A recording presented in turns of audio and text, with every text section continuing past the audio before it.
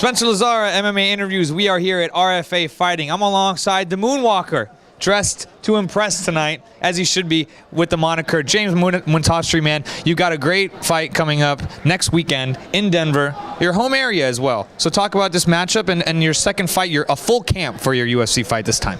I'm very excited, especially to fight in my hometown with my family support and all my friends. But this preparation for this camp has been great. I was able to work with Anderson the whole entire time, and now it's just getting the weight down, and then had a full camp, and I'm definitely prepared. I'm excited. It's been a while since I've been in the octagon, and I just can't wait. I'm pumped. The weight has been something that you've had a few different issues with. Is there anything that you were able to do this go around to focus on that, keep your weight down? Obviously, you had enough time, so that helps.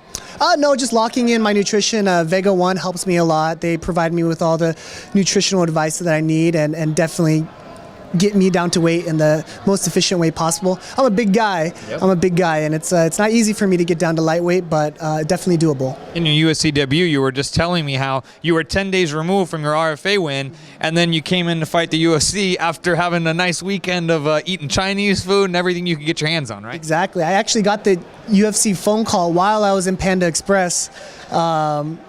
So that changed really quick, but you know what? I mean, my last experience in the UFC was so good. Despite the decision, it was the best experience of my life. I matured not only as an athlete, but I think as a person. And just to know that I get to do that experience multiple times is a true blessing. Sponsorship maybe? A panda? I could see a panda on your shorts, man. That would be pretty cool, just saying.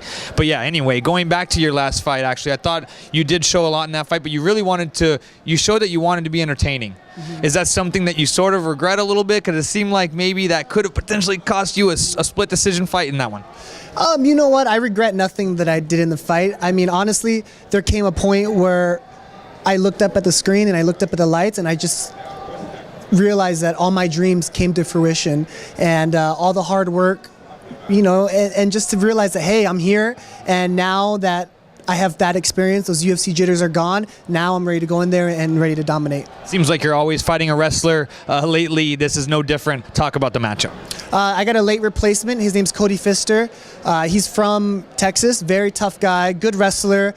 And I'm just ready for a nice competitive battle. There's nothing really bad to say about one another, because I think we both respect each other's skill set, and I'm just very excited to put on a good show at my hometown and for the UFC. For you, it seems like everything's coming along quite nicely in terms of putting together the MMA game. You obviously come from that high-level Taekwondo background. Your hands have looked great. You've had knockouts with them, and of course the ground stuff you've been working on tremendously. I'm sure there at Black House as well, right? Yeah, definitely. Of course, Kenny Johnson has taught me wrestling from day one. I mean, his Bolt wrestling system has taught me everything that I need to know for MMA. And then I have a new addition. My striking coach, Brian Popejoy, is an absolute genius. And then, of course, my best friend, Brandon Bender, is a jiu-jitsu black belt. So, just with this camp, I've been able to have a good camaraderie amongst the coaches and everybody in there on one focused goal. Talk about having Anderson as a mentor, and of course Lyoto as well in there for you. Honestly, I'm still, even though I'm in the UFC, I'm still a fan of certain fighters, and just to be in there and to see how hard he works and his work ethic, just to spar with him, not really pitter patter, but really, really spar with him, which I mean, I took a lot of butt whoopings, but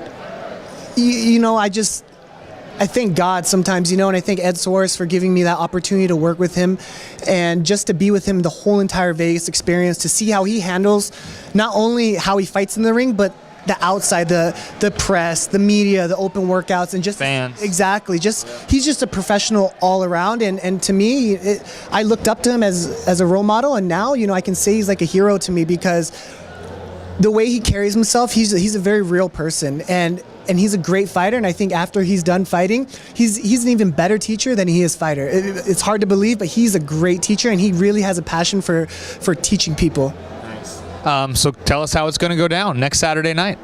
I don't really give any predictions, but I can tell you that the preparation for this camp has been awesome. I'm definitely the best I've ever been, and if I do my best, I know I'm going to win. Nice. Can you close this out with a moonwalk? Is that doable? Not yet, but after the fight, you'll get the patented kick, and then maybe and then the crotch grab maybe. That was little Pedro Munoz chiming in there. This is James Moontasri. Check him out, the Moonwalker, fighting next Saturday night, UFC.